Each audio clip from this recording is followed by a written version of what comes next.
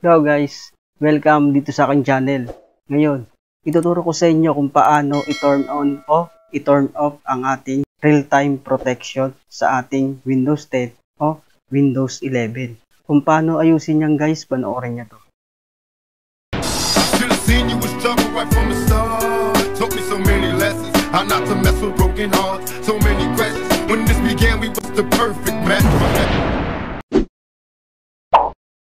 So, ang gagawin natin dito guys, punta muna tayo dito sa search bar. Type tayo dito ng Windows Security.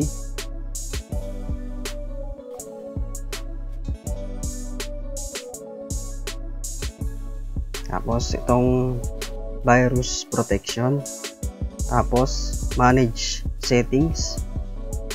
Makikita mo rito guys, itong real-time protection, naka-on siya. Pwede natin itong i-off at i-on. Ngayon, ang gagawin natin dito, punta ulit tayo dito sa search bar. Type tayo dito ng regedit, registry editor, tapos run as administrator.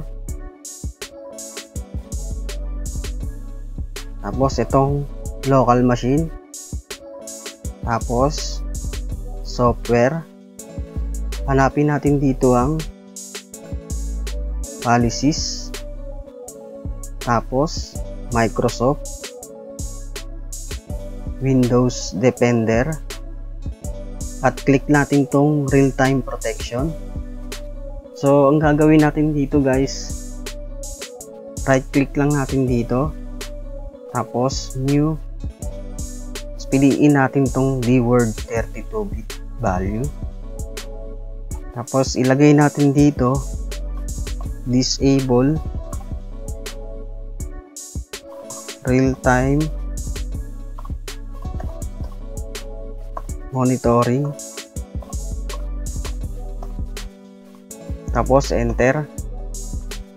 Tapos punta ulit tayo dito sa Windows Security,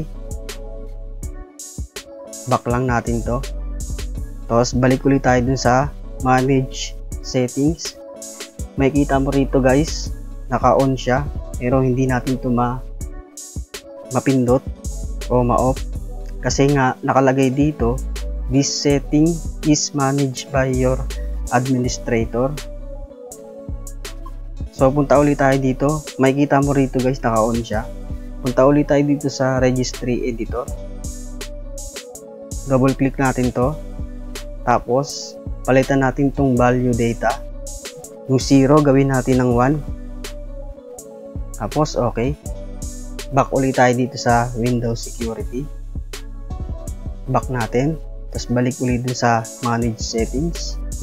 Makikita mo rito guys, naka-off siya pero hindi mo pa rin mapindot. So para mapindot natin yan, ibababa natin to. Makikita mo ritong tamper protection, naka-off siya. Ngayon i-on natin to. Pagka-on natin, punta tayo doon sa taas, hintayin lang natin tong real-time protection.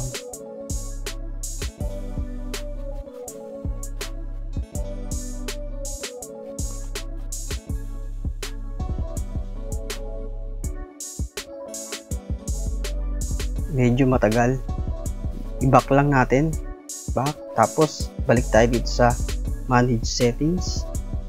Makikita nyo dito guys, naka-on siya, naka-on na siya, tapos pwede mo siyang i-off at i-on. Dahil nga dito sa tamper protection, kaya siya napipindot natin na on at off. Ngayon babalik natin sa dati. Kunyari itong tamper protection, i-off natin to, off, tapos taas tayo dito. Makikita mo dito guys, hindi na siya mapindot, hindi na siya ma-on o off dahil nga dito sa tamper protection, sumasabay siya rito. Tapos i-on natin, on, tapos back, tapos balik tayo ulit para mabilis. Mo guys, naka-on siya, pwede mo na siyang i-on at i-off.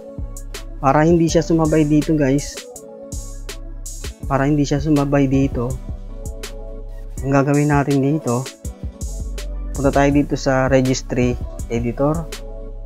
Itong inilagay nating disable real-time monitoring, i-delete natin to. Right click, delete. Pagka-delete natin, back tayo dito. Ngayon, itong tamper protection i-off natin. Makikita mo rito guys, hindi na siya sumasabay kahit na naka-off siya. Hindi na sumasabay. Now on off na siya. Kahit na naka-off to o naka-on, hindi na siya sumasabay. Napipindot na siya.